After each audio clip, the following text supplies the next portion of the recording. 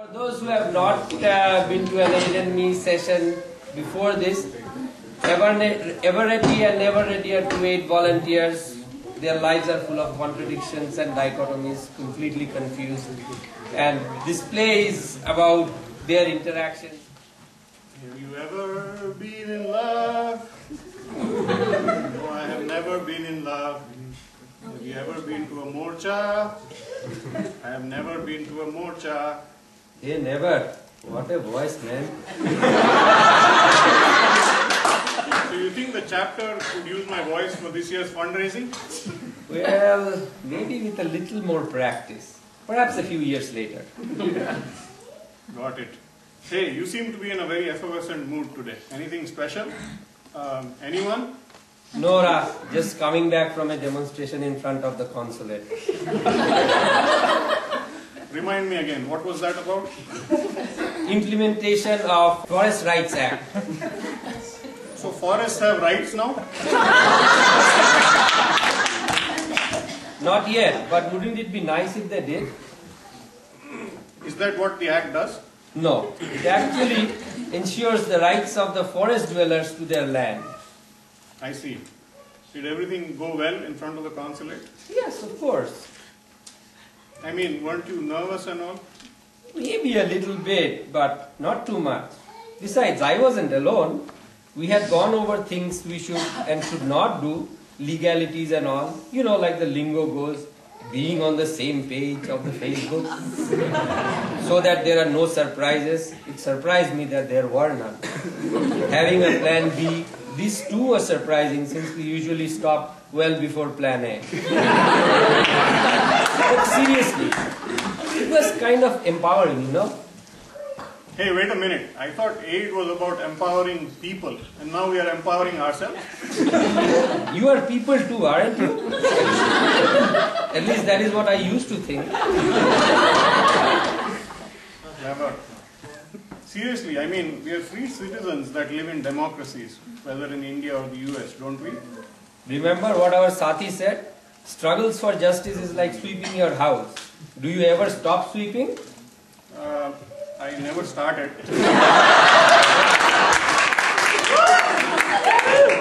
Chala clever. Hey, no Telugu man. Non-Telugus might object. Really? I didn't think there were any.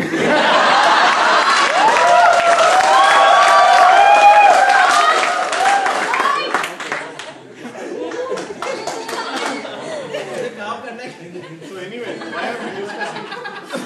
why are we discussing Sangharsh and Aid and Me in Aid and Me this year? Because we waited 4 years to do so.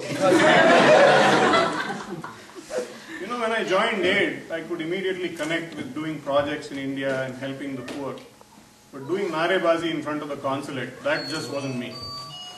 Okay, but if others in the chapter or in other chapters have been working on an issue that is an established core belief within aid, do you object to them doing narebazi?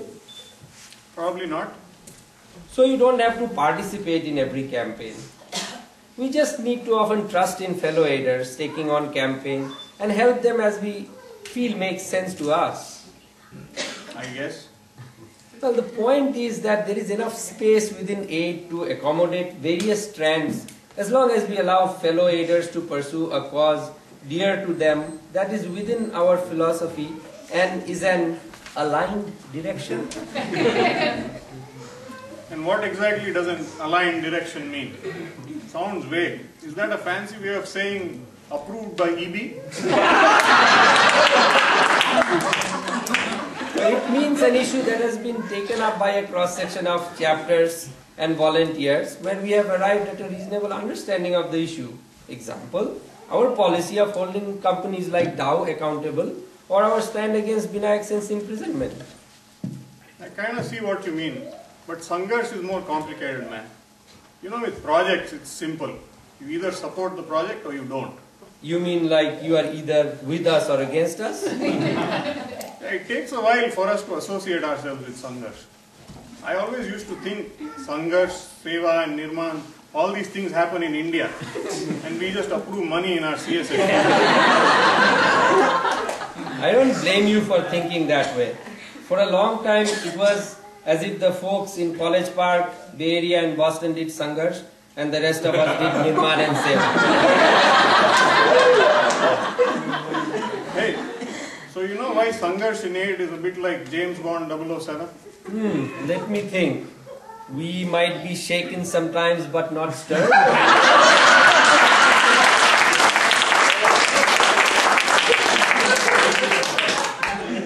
No, I mean we have a commitment problem.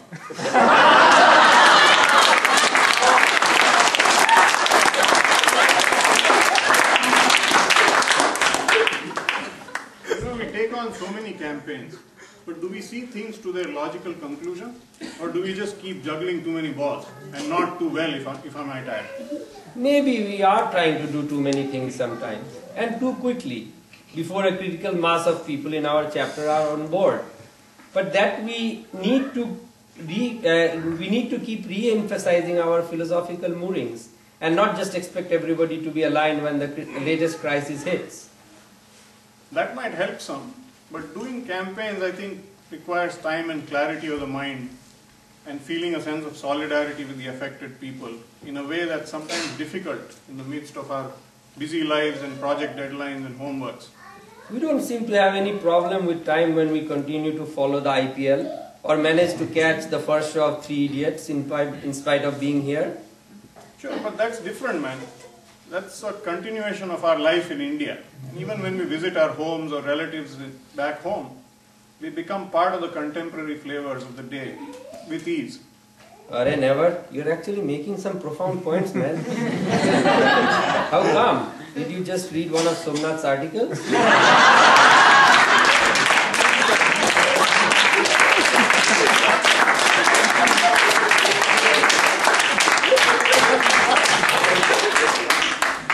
Or did you have a one-on-one meeting with the Jeevan Sathi? No, seriously, with projects, we feel like in some small but tangible way, we facilitate a solution to a problem. But with Sangharsh, it's hard to see the impact our voices are having, and it causes us to feel helpless when we don't seem to make any difference on the ground. It is hard sometimes, but we do hear from our partners about the importance of our support and the difference it makes. For instance, Binayak Sen himself said a few weeks back that one of the main reasons he got bail eventually was the international pressure that groups like us help keep. But practically speaking, I feel we spread ourselves too thin.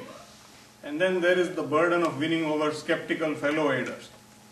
Like one guy came to our CSH and said that Adivasis were an extinct species. And here we were trying to protest for the rights of the Dantewada Adivasis. The amount of energy needed to justify Sangharsh sometimes challenges the action itself. How to introduce the Sangharsh aspect of aid to new volunteers is also an ongoing challenge. Too often we tend to underplay this aspect for fear of turning off new folks. Actually, when I joined AID and heard about campaigns, I would feel hesitant to get involved, as challenging government policy was something big in my mind. And sometimes I was unsure. Also, I would often take the safer path and just confine myself to projects, fundraisers and so on. It's not like I was against the campaign. I suppose many of us start there since our lives back in India rarely involved morchas or petitions. You know, in some ways, Seva Nirman projects versus doing Sangharsh is like the difference between a regular aider and deciding to become a Jeevan Sathi. How about we leave the job of mainstreaming Sangharsh in aid to a Jeevan Sathi? After all, part of their job is to fill in the gaps. Assuming one still wants to become one after reading all the prerequisites and ongoing reporting requirements.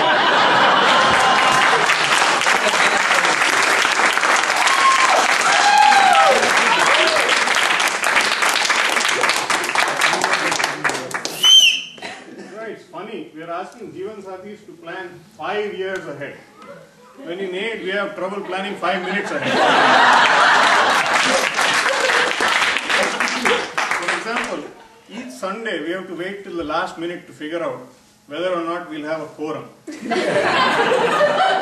have to make last minute calls to wake people up and come to the meeting. And this is after people RSVPing that they will come. This conference, of course, was an exception. I mean, the Seattle folks had planned way back in January where the brown rice to be served for dinner on Sunday.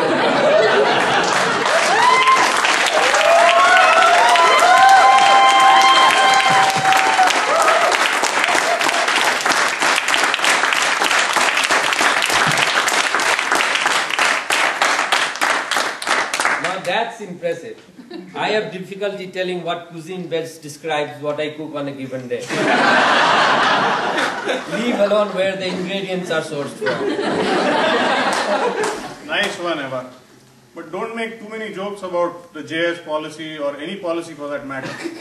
Remember last year we got in trouble when we made fun of the open source policy?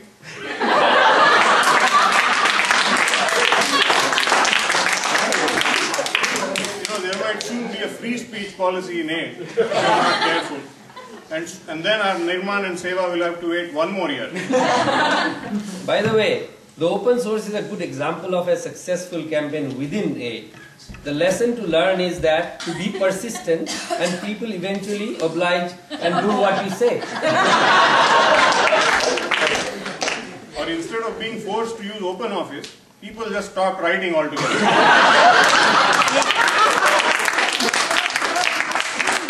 And now, the entire publications team is able to talk on a three-way call between Tatha, Karthik and Sri instead of a big free conference. And some other teams have drivers in place but no passengers to take them. Right. Which is why when we keep asking for drivers for various initiatives in aid, we should instead ask for conductors to make sure people don't get off.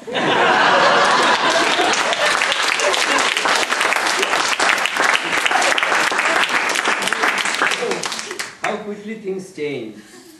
Right. And speaking of things changing, you know one more thing that changed on us. We're all familiar with watch what you eat. As if that wasn't enough, these Seattle folks are now forcing me to think about what I eat. I'm already struggling with enough dilemmas. Now there's one more. What kind of dilemmas are you struggling with? For example, would I be in violation of some aid policy if I ask another aider out on a date?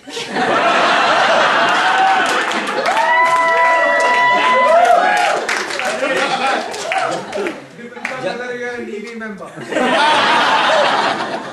Judging by the number of 8 couples here, I don't think there is a danger. The more the merrier. You should know, you're married to one. Yes, ma'am. I recommend it. Most of the time.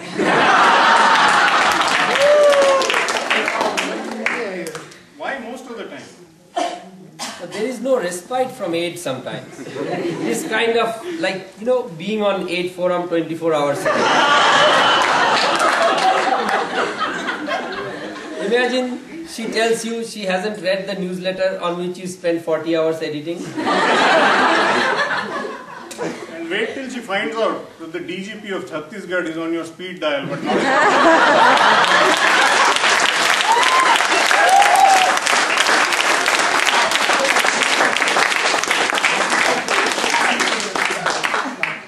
And when one is having a weak worldly moment now and then, she threatens to report you to Aravinda.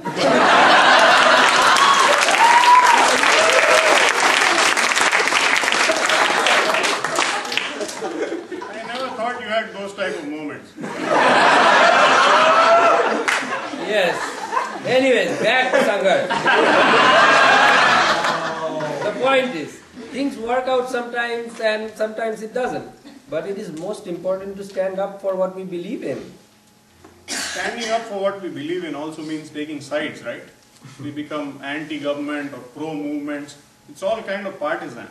Looking at it differently, we just take the side of justice and fairness. We can criticize the government for an action, but simultaneously work with it on pro-poor policy implementation. Got it. Shades of grey. That's what you will say. Yeah. Siding with justice cannot be partisan. But what's the harm in staying neutral? Neutral is what you think. Have you read the book, You Can't Be Neutral on a Moving Train? I only read emails from my boss. The idea is that by being neutral, you are in a way taking a side. Whose side? Status quo's side. Interesting. Who is this person who wrote this book on trains? Howard Zinn. Why? Do you want to read it? I wish. I never have time after my 8-hour workday. By the way, this 8 hours of working came after long years of struggle. Looks like we need to revive that struggle. Because my workdays are way longer than that of late. You just got to keep sweeping. Speaking of sweeping, I think we also make some sweeping generalizations about the urban middle class, and often we are too pessimistic about them. One issue that we were able to work together on was the Bengan Bharta. I knew that your coming to aid meetings had a lot to do with whether or not we were going to Punjabi Dhaba after the CSA. But what does Bengan Bharta have to do with Sangharsh? I mean the BT Brinjal campaign, man. Many in middle class India felt that this was an issue close to them. And thus the pressure that we were able to create helped push the government to not approve the introduction of BT Brinjal in India. Exactly. And we could start from there and see if we can make a connection to where we source our food from and work on promoting sustainable agriculture without pesticides. Maybe middle class India is not as apathetic as we think. There you go again, being your usual optimistic self. And while you are at it, perhaps we can wish for the day when we'll finally finish the 2006 annual report and send the 2007 donor receipts. Let's just assign those tasks to the Seattle chapter. Or better yet, ask both Seattle and Penn State to bid for it. And then it will get done 6 months before the desired date. Okay, coming back to Sangharsh. The point is not to over or understate our role in campaigns. We should do what we can to support our partners on issues where we have a clear position, be it Bhopal or agrarian issues or Chhattisgarh issue. And if at times our lives here don't allow us to be as immersed as we would like, we should not be too tough on ourselves. That's a good thought. Don't you sometimes think about the progress we have made and the victories that have come about?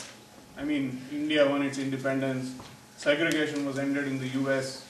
People now at least talk about rehabilitation when building dams. Aren't these big achievements? Of course they are, but you have to keep sweeping, Nevvar. Besides, it is also about including more and more people and creating conditions that empower them to make their own decisions, safeguarding the hard-won victories and expanding on them. There you go again with the moral compass. Go ahead and reveal to me the sacred fire that leads to heaven and immortality. Struggle is a very important part of development, especially the kind that we believe in, just and equitable. And just how important? I mean, can we not skip that part and do the others? Even that would be good enough, right? Perhaps we could, but the question is, how do we decide what to skip and what not? I can feel it in my guts. I feel another lecture on the interconnected nature of things coming. Okay, I'm not saying anything. I'm just making fun of you, man. Seriously, I want to hear your views. What we skip and what we don't should be decided by looking at it from the affected person's point of view. For example, if farmers feel a need to switch to organic farming because their land is becoming infertile, we try to facilitate that training. On the other hand, if saving seeds from their own field becomes illegal, then we resist that along with the farmers. I see some of what you're saying, but how is this struggle different from struggling to solve an equation? You mean a geek like you also struggles with equations? Well, actually it isn't very different. It's an effort to break the status quo. So why don't we do Nirman, Seva or equation solving? We could do that if that leads to breaking of a status quo that is socially or economically oppressive. Now you would say that you've successfully proven that Sangharsh, Seva or Nirman are interconnected, right? You stole my line. I'll struggle to break your monopoly over this idea of interconnectedness. I would even go to the extent of saying that Sangharsh, Seva and Nirman are indistinguishable. I know you always outstretch a degree beyond what you yourself believe in. I think most of us come from relatively privileged backgrounds in the sense that we have generally not been driven out of our homes and lands or forced to leave our villages in search of food. The government machinery could have been annoying, but has been there for our support in general. Yeah, take my free engineering education, for example. Right. So it's kind of hard for us to imagine what it means when survival itself is a struggle. So you're suggesting that if our homes and livelihoods were destroyed, this struggle would come naturally to us. I see a spark. What are you thinking? Nothing. A translation is going on from my mind to heart. We'll have to give it some time. Okay. Let's go and eat, man. That might help you. I hope you're not suggesting a hunger banquet. No, lucky for you, I am not. Let's go.